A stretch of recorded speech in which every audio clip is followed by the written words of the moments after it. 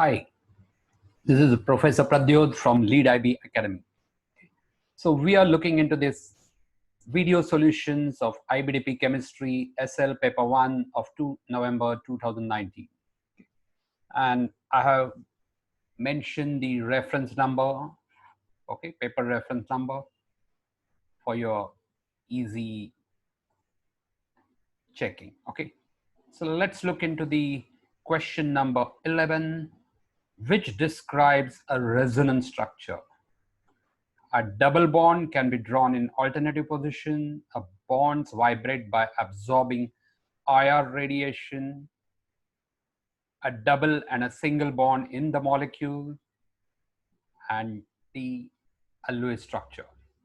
So just understand quickly what it means by resonance.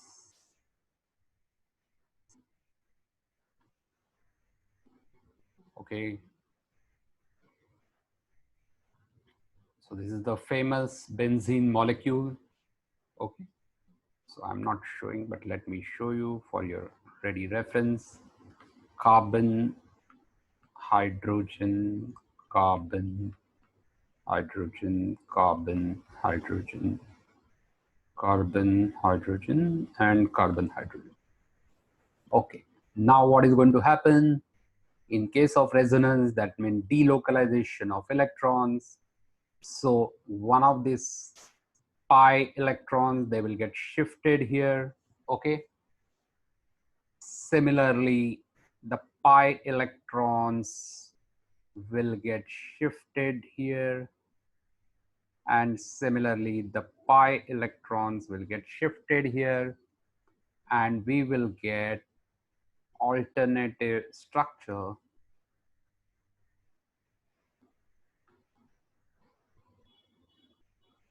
Okay, we will get this structure. Okay, I'm not going to show now carbon and hydrogen, but you have understood. So what is important is that in case of this, basically double bond, okay, can be drawn in the alternative position. That means the double bond, that means the one of, see, please remember, in case of double bond, what is important is that there is one sigma bond and one pi bond. So pi electrons, which are delocalized anyway, they are loosely bound, they can get shifted. So in short, the double bond, that means the can be shifted to the adjacent single bond. So if we number it here, 1, 2, 3, 4, 5, and 6. So earlier this double bond was between 1 and 2. Now it has been shifted between 1 and 6. Okay. Similarly, there was a double bond between 5 and 6, has been shifted to 4 and 5. That's the logic. Okay. And this is basically nothing but a resonance. Resonance means delocalization of electrons. Okay. So simple one, this is the correct option. So for 11, the correct option is A. Extremely simple. Okay. And if you need detailed understanding, we at Leadib Academy have uploaded the courses for important subjects of IBDP like chemistry, physics, maths. So please do visit our website leadibacademy.com and subscribe to our courses. Okay. So let's move on to the next question. Okay, question number 12. What is the structure and bonding in SiO2 solid? Okay, simple. And let's look into the structure of SiO2. Okay. So it is basically like this, that each silicon is attached to oxygen adjacent. Okay, it is basically SiO2. Okay, supposed to get attached only to 2, but please remember that it is forming a network. Okay, this is also called a network solids. That means it is supposed to get attached to oxygen, but it is getting attached to tetrahedrally to 4 oxygen atoms. So if you observe, one is from the other molecule, okay, because this may be a part of this. Okay, let me be clear. Just a minute. Okay, let me show you this. That assume that this is one molecule of SiO2. Okay, and this is Si, and these are orange one are oxygen. Now what is happening, that in case of this silicon, there is an adjacent silicon molecule. Let's assume this. Okay, so it is getting attached to one of the oxygen from here, and let's say there is another adjacent molecule of SiO2, so again it is getting attached to this. So this is how it is getting formed. Okay, and these are covalent bonds. Okay, between the molecule, these are covalent, but it is getting network. So think like this, that this is Si, its own oxygen, but besides that, it gets tetrahedrally attached to other oxygen atoms, other additional two, which are part of the adjacent molecules. Okay, and this is how it forms a giant structure. Okay, so important part, that basically it is a giant structure with covalent bonding. It is not ionic. Okay, so the correct option is A. Very, very simple. You are supposed to know this structure, very important structure. Silicon dioxide, that is actually our sand. Okay. Okay. Let's look into the question number 13. Appears to be very interesting. So they have given us the diagram here. Okay, so there is a beaker in which there's a water along with the thermometer, and there is a spirit burner using ethanol. So ethanol is getting combusted. We are carrying out the combustion of ethanol. Ethanol is getting burned, passing on the heat to the water. So let's see what they are asking us. Calculate the enthalpy of combustion, okay, of ethanol, okay, combustion, enthalpy of combustion of ethanol in kilojoules per mole. Okay. So let's see what is being asked, that we need to be clear. So now they have given us the maximum temperature of water is 30 degree. Okay, then initial temperature is 20 degree. So let's see, let me write it down. T initial of water 20, T final 30, then mass of water MW, that is 100 gram. Loss in mass of ethanol, that means it's a ethanol burnt, because loss means nothing but that ethanol which has been used for combustion. So that is 0.230 gram. Then molar mass of ethanol is 46.08, and then specific heat of water is 4.C of water is 4.18 joules per gram per Kelvin. Okay. Now understand what is going to happen.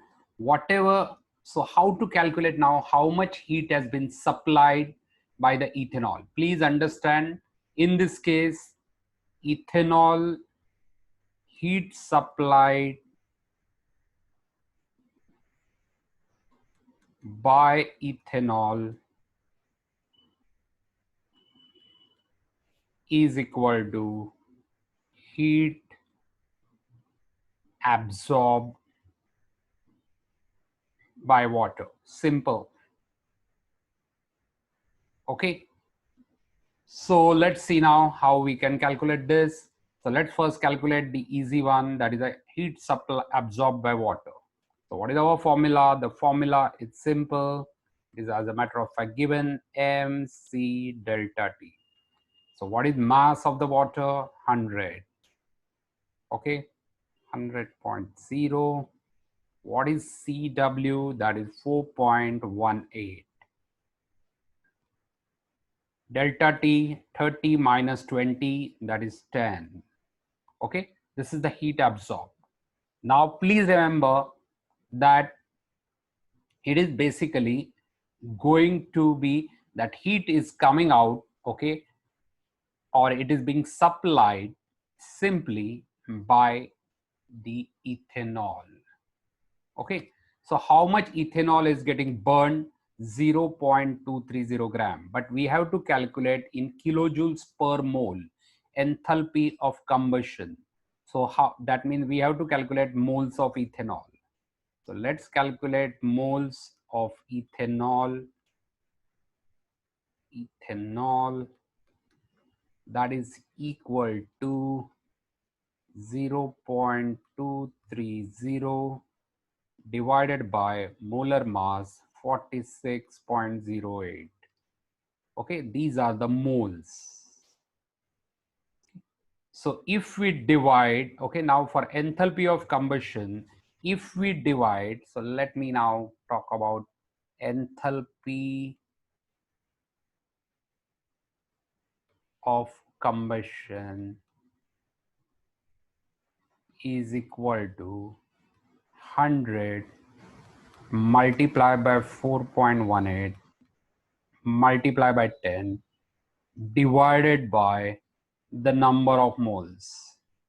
So that is equal to 0.230 divided by 46.08. But please be careful that they are asking, please be careful that they are asking in kilojoules per mole. Okay, so that means we need to divide by 1000. That's why I'm highlighting this. Okay, so that you need to be careful. Otherwise, the correct option would have been D. Okay, if they are said in joules, but don't get this one because they are specifically asking in kilojoules. Okay, so it is very, very simple. Heat absorbed by the water is getting supplied by the combustion of ethanol.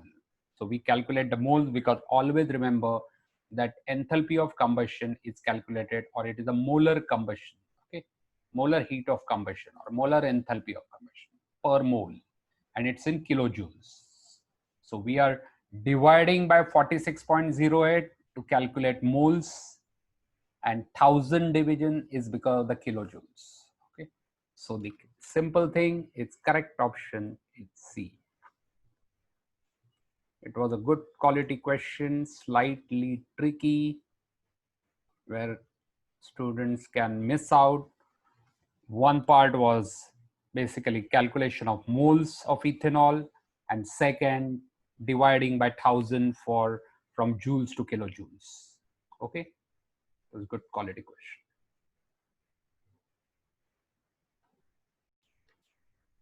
Okay, continuing with these, it like a sub part or sub question of the earlier question. Same experiment. Okay, so ethanol is getting combusted. Okay, and the heat, whatever the heat being supplied by the ethanol, is getting absorbed by the water in the beaker. Okay, and we are calculating, like we calculated the enthalpy of combustion. Now let's see what question is being asked. Question number 14. Which quantity is likely to be the most inaccurate due to the sources of error in the experiment? Okay. So first of all, let's see what mistake can be there. Mass of ethanol burned. No, what we can do before starting of the experiment, okay, we can check the mass on quite accurate, maybe a digital balance, okay, digital weighing machine. And after completing the whatever the experiment, we can check. So we'll get a fairly accurate one. So this is not definitely. Then molecular mass of ethanol, that we don't calculate. Okay, please remember that has been done using the lot of experiment by the chemists and scientists. So that is quite accurate. What about the mass of water? That also we can, using a sophisticated weighing machine, we can always calculate the mass of water. Okay, and how we'll calculate? First, we will take the mass of the beaker and then we'll put the exact quantity of water. Okay, and then we'll check it. So it can be again this. What about the temperature change? Now comes the tricky part. Why? The thing is basically that this beaker is open to the atmosphere. Okay, so there can be a heat which can get lost. Okay, that is first part. Okay, it can be lost from everywhere. That means whatever, and then second part, that this heat which is basically being supplied by this ethanol need not be, the entire heat need not get supplied to this water. It can get lost to the atmosphere also. It means that whatever the temperature change we are recording, that will not be accurate. And another part, there can be an error in measuring the temperature reading. There can be a parallax error, or there can be a random error. So there are plenty of options of getting these things wrong, of temperature change. Okay, so this is the main thing. Okay, that temperature change which is prone to the errors maximum. Rest of the things are also prone to the error, but not to the great extent like temperature change. Okay, so this is the real main most inaccurate. That's why we are saying all can be inaccurate, but this is the important keyword, most. Okay, due to basically loss of heat to the atmosphere and many other sources. Okay, that's the problem. Hope this is quite clear. Very simple one. Okay. Question number 15. What is the enthalpy change of the reaction? Okay, so they have given us this reaction. Okay, liquid hexane getting decomposed to C2H4, that is ethene, and C4H10, that is the butane. Okay, so let's understand, and they are asking us enthalpy change of the reaction. So simple, delta H of the reaction is equal to enthalpy combustion of reactants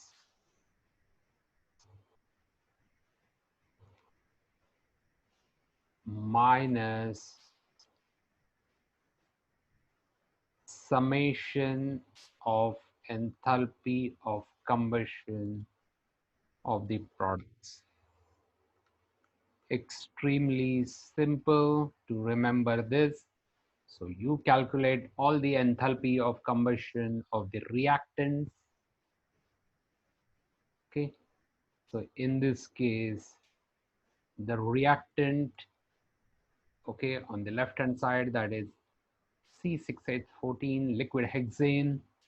So that is given as minus 4163 minus, let's put it in the bracket, okay, or we can always subtract by keeping it in the bracket.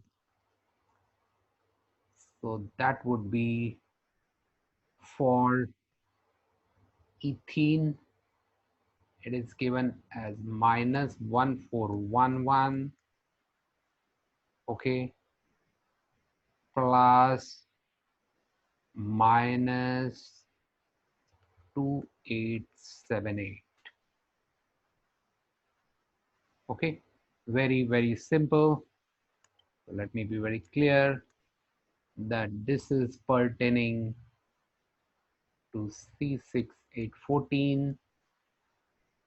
This is pertaining to C2H4, and this is pertaining to C4H2. And now if we simplify, what we'll get is simple, that plus 1411 plus 2878 minus 4163.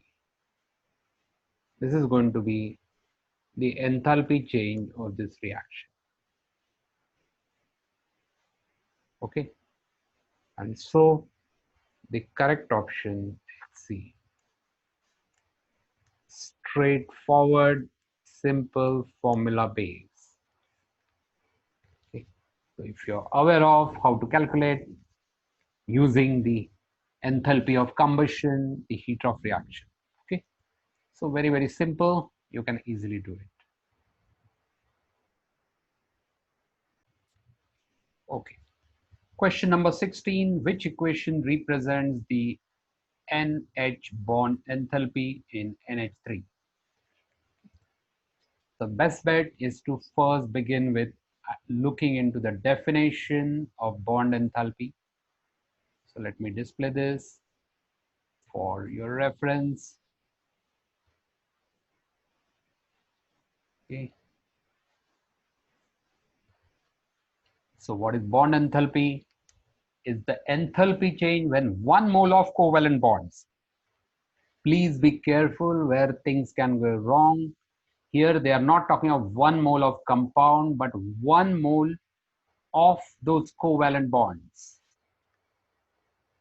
Okay, 1 mole of covalent bonds. Please be careful. Okay, in a gaseous, obviously. So here everything is mentioned in the gaseous, so we don't need to worry. So let's first draw the structure. So let's take ammonia molecule, draw the structure.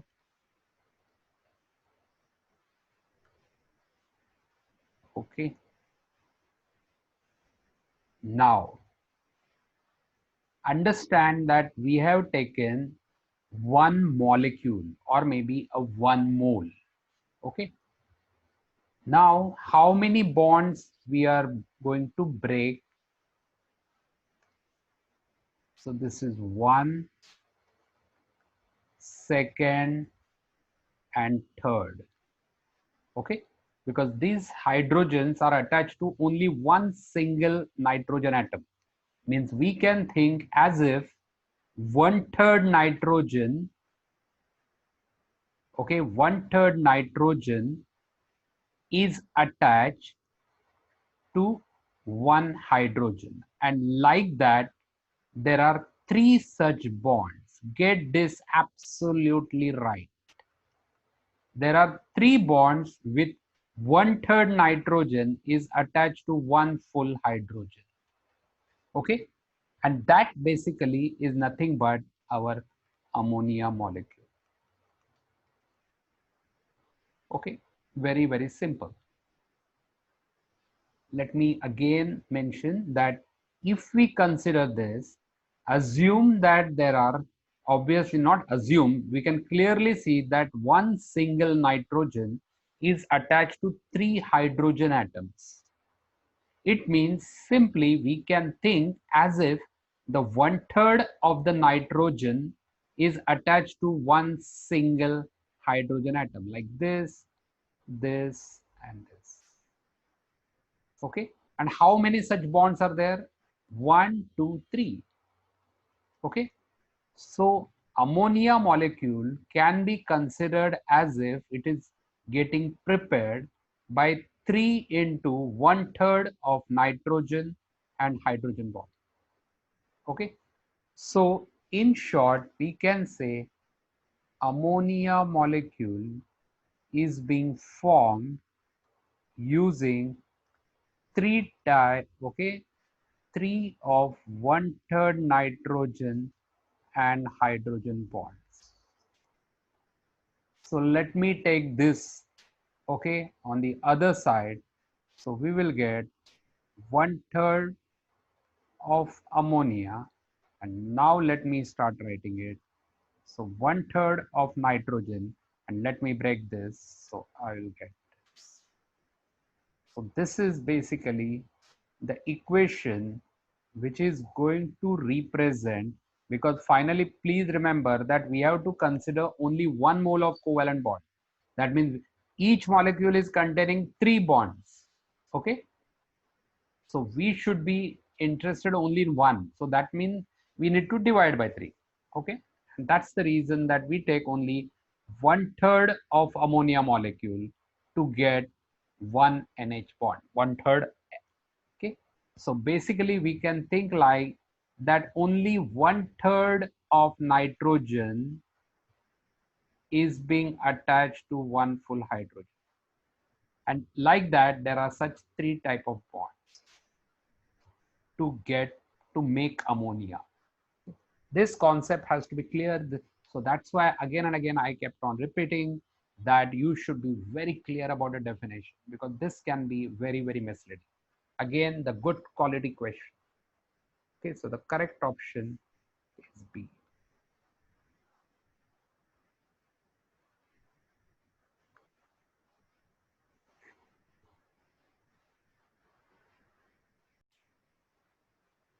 Question number 17. Interesting one. The dotted line represents the volume of carbon dioxide evolved when excess calcium carbonate is added to HCl.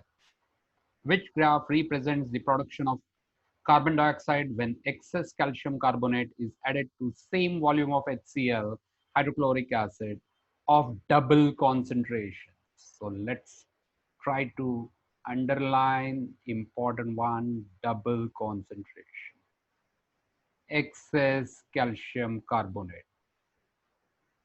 Okay, so let's start, okay, understanding what kind of a reaction we are talking about. HCl. Okay, so we will get CaCl2 plus water plus CO2. CO2 is gas. Okay, this is solid aqueous. Okay, and this is obviously solid liquid. Okay, now what is important from this reaction? Okay, in this case, okay, let me try to balance it. Okay, fine. Now what is the interesting part is like this, that when we react, okay, so please remember, let me write it down. As per the stoichiometric equation, 1 mole is reacting with 2 moles as per the stoichiometric equation to give 1 mole of CO2. Okay, very, very simple. But in given case, we have been given this is the excess. So it is the much in the large quantity. Okay, so we don't need to really bother about it. Now, important is that it simply means that 2 moles of HCl are producing 1 mole of CO2. Okay, so it is like this. 2 HCl is giving us CO2, that is 2 moles are producing 1 mole. It means that the production of CO2 is now dependent on moles of HCl. Okay. Now, what is mean by moles? We know moles means, okay, concentration. That means, to be very specific, molarity multiplied by volume. Okay. So when we are increasing concentration, it means for the same volume, that means we are increasing moles. This concept has to be clear. When we are doubling the concentration, that means we are doubling the moles of HCl. That means we are going to produce more of CO2. So straightforward, as compared to this dotted line, as compared to this original dotted line, okay, that means this is the quantity of CO2 produced. Obviously, when we are doubling the concentration of HCl, that means we are doubling the moles of HCl. Because of that, the CO2 produced will be almost doubled. So that means this is doubled, okay? So this is straightforward, okay? More quantity of, or I'll not say more, but doubling of CO2 production. This is the first aspect. And second, since we have increased the concentration of one of the reactants, so the initial rate also will be higher. That's why we can clearly see that this D graph, it's steeper, okay, its slope initial gradient is higher as compared to this dotted one. Okay, very simple. Okay, so it means that the graph D, or we will say option D, is correct. So how to make out? Simple. Look into the production of CO2. Because of the doubling the concentration, the moles of reactant, that is HCl, has increased. Calcium carbonate anyway is not playing a role because it's in excess. Always the limiting reagent decides the production. This is the concept. And by increasing the concentration of the reactant, the rate of reaction also increases. So these are the two concepts what we are seeing. So very interesting. So the correct option is D.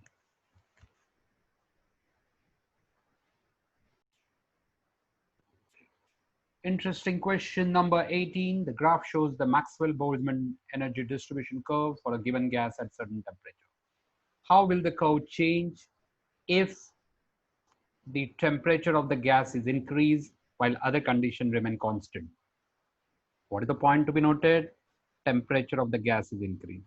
What this Maxwell-Boltzmann distribution curve indicates that how the particles, okay, it is like a energy distribution of the gas molecules, how basically the energy has been divided amongst the various particles.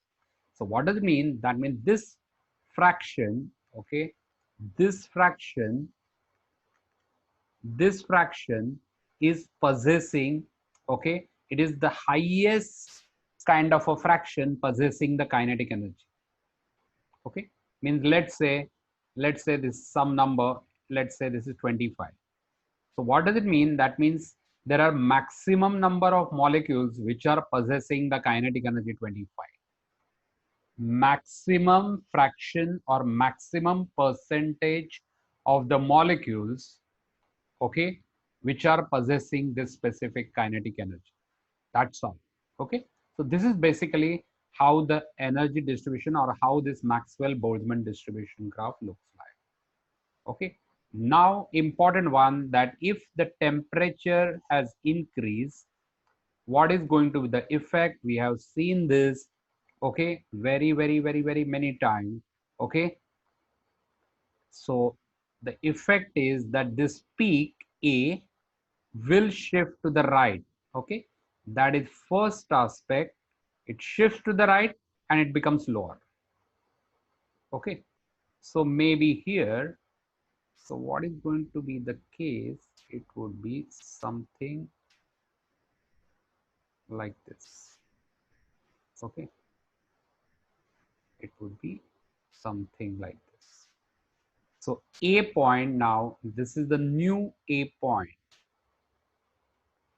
A point, so we'll call this as A dash. So what has happened?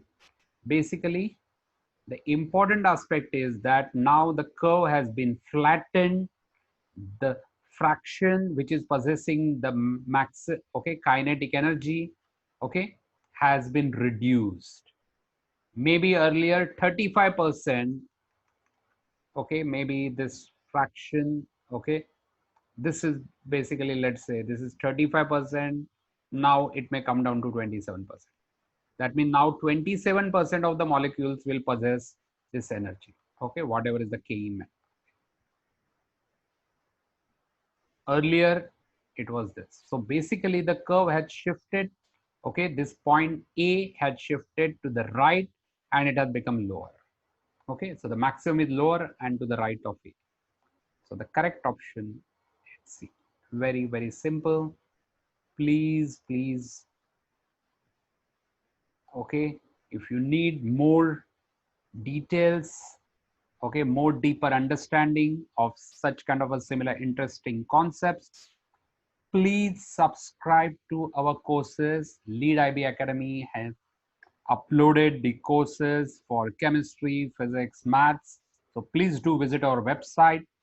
Okay, leadibacademy.com. Link has been provided. Okay. Question number 19. What effect does increasing both pressure and temperature have on equilibrium constant Kc? Okay, and the reaction is given N2 plus 3H2 giving twice NH3, delta H is equal to minus 45.9 kilojoules. Famous reaction, one of the most famous, Haber's process for production of ammonia. Okay. Now, the question is being asked, okay, what effect does increasing this? So the question is whether how Kc is going to change. Please remember, I kept on repeating that Kc, okay, the value of Kc depends or it changes only when temperature changes. By changing pressure, concentration, volume, okay, the value of Kc doesn't change. Okay, that is the according to the Le Chatelier principle. Le Chatelier principle, okay, says that it will try to minimize the effect. Okay, but when we change the temperature, the Kc will change. So Kc depends, okay, only on temperature. Kc is the function of temperature. Okay, so now we can make out that this is the exothermic reaction. Okay, exothermic means heat is being given out, and for such reaction we doesn't want that heat content, energy content, okay, it is releasing that, and if we try to increase the temperature, okay, the Kc is, the reaction is basically going to get slowed down and equilibrium will shift to the left. Okay, it will shift to the left side. Okay, that means forward reaction will decrease, and as a matter of fact Kc will decrease. Okay, simple. Equilibrium constant will start getting lowered. The forward reaction will not be favorable because it's an exothermic, heat is being released, and as against that we are trying to increase the temperature, which is not going to be favorable. Okay, so Kc will decrease, and so the correct option is A. Extremely simple.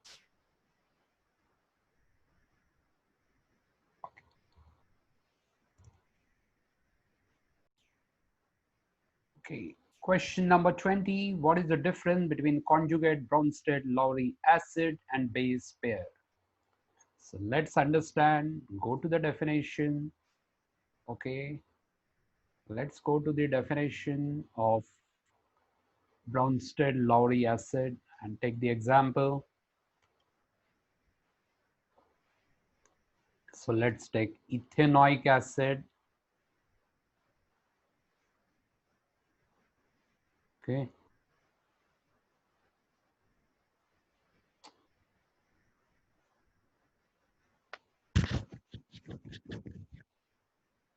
okay,